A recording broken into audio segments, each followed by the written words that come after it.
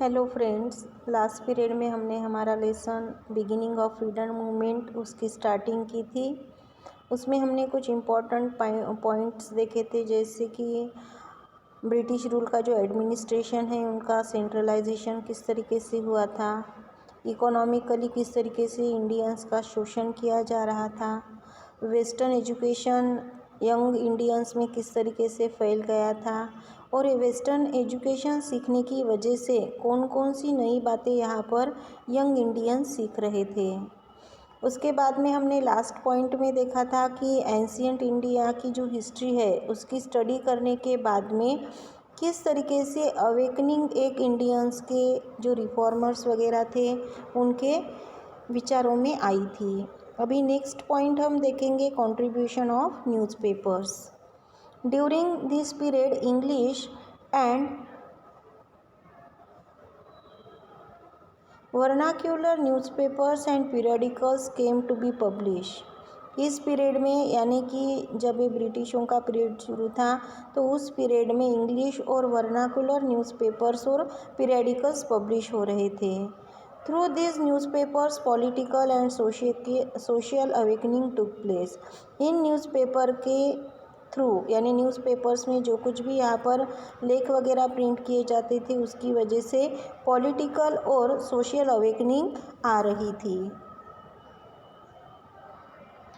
Newspapers like दर्पण, Prabhakar, Hindu, Amrita Bazar Patrika, Kesari, Maratha started criticising the government. अब इस न्यूज़पेपर का उपयोग होने लगा था कि जो ब्रिटिश गवर्नमेंट है उनके एडमिनिस्ट्रेशन के ऊपर क्रिटिसाइज़ किया जा रहा था, उनका विरोध किया जा रहा था और उसके लिए दर्पण, प्रभाकर, हिंदू, अमृत बाजार पत्रिका, केसरी और मराठा ऐसे न्यूज़पेपर्स यूज़ किए जाने लगे।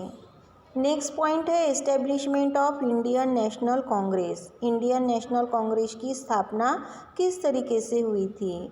On 28 December 1885, the first session of Indian National Congress was held at Gokuldas Tejpal Sanskrit School in Mumbai। 28 दिसंबर 1885 को इंडियन नेशनल कांग्रेस का फर्स्ट सेशन हुआ था और ये सेशन हुआ था गोकुलदास तेजपाल संस्कृत स्कूल मुंबई में। 72 delegates from different provinces of India participated in this session। 72 delegates 72 लोग यहाँ पर अलग अलग इंडिया के अलग अलग प्रोविजन्स में से इस सेशन में पार्टिसिपेशन करने के लिए आए थे। Vyomesh Chandra Banerjee, a renowned lawyer from Kolkata, was the president of this session. इस सेशन के प्रेसिडेंट व्योमेश चंद्र बैनर्जी जो कोलकाता के एक रिनाउंड यानी फेमस ऐसे लॉयर थे, उन्होंने इस प्रेसिडेंटशिप को निभाया। In this session they establish the Indian national Congress. इस सेशन में उन्होंने इंडियन नेशनल कांग्रेस को एस्टेब्लिश किया। अलान Ottavin Hume, a British officer, took lead in the establishment of the Indian National Congress। Indian national Congress की एस्टेब्लिशमेंट में लीड रोल यहाँ पर एलान ओटाविन ह्यूम इस ब्रिटिश ऑफिसर ने निभाया। Increase proportion of Indians in the administration, reduction of military expenses by the British government, such settlements were sent to the British। In case proportion of Indians in the administration यानी कि जो India के ऊपर administration किया जा रहा है उसमें इंडियंस लोगों का प्रपोर्शन यानी उनका प्रमाण बढ़ाना होगा। Reduction of military expenses, military के ऊपर जो खर्चा किया जा रहा है ब्रिटिश गवर्नमेंट के थ्रू उस पर रिडक्शन किया जाए, वो खर्चा कम किया जाए, ऐसे स्टेटमेंट यहाँ पर ब्रिटिशों को भेजे गए। Objective of the Indian national Congress. अब यहाँ पर इंडियन नेशनल कांग्रेस की एस्टेब्लिशमेंट की गई, स्थापना की गई, तो इंडियन नेशनल कांग्रेस के ऑब्जेक्टिव, उसके एम क्या थे।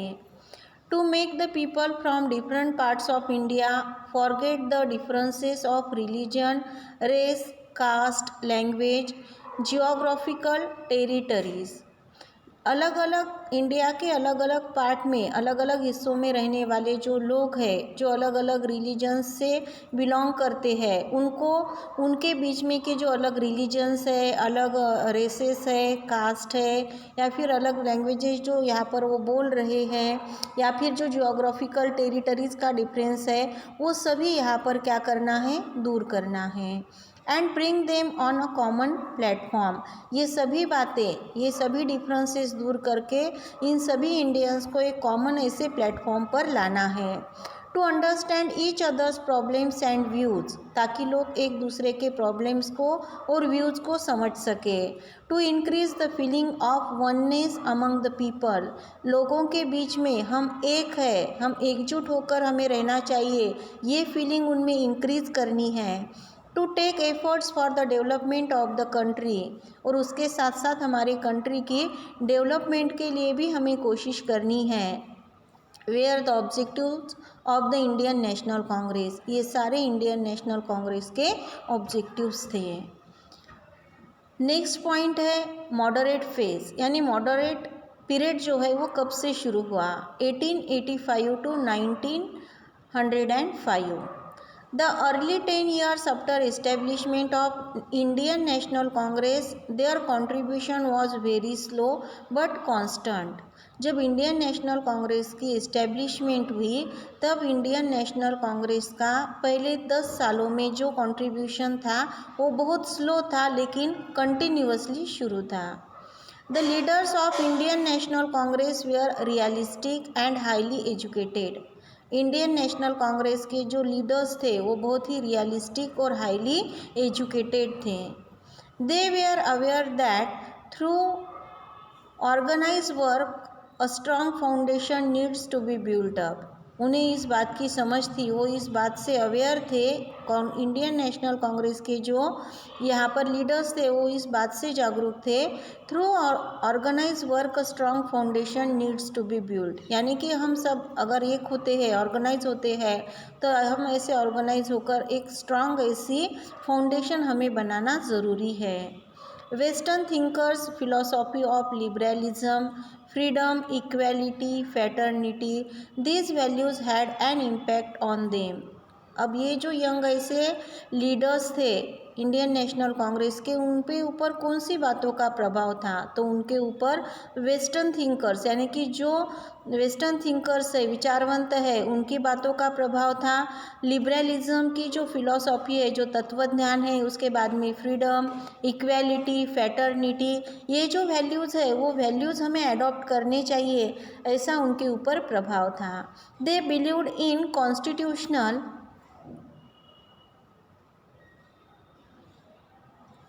मेथड्स, कॉन्स्टिट्यूशन की जो मेथड्स है उन मेथड्स पे उन्हें भरोसा था। They had a hope that if we demand through constitutional methods then the British will give justice to our demands, उन्हें ऐसे लगता था, उन्हें ऐसी आशा थी कि अगर हम कॉन्स्टिट्यूशनल मेथड्स का यूज़ करके ब्रिटिशों को जस्टिस के लिए डिमांड करें, ब्रिटिशों के सामने अपनी डिमांड्स रखें, तो वो हमारी डिमांड्स को पूरा करेंगे, वो हमें न्याय देंगे।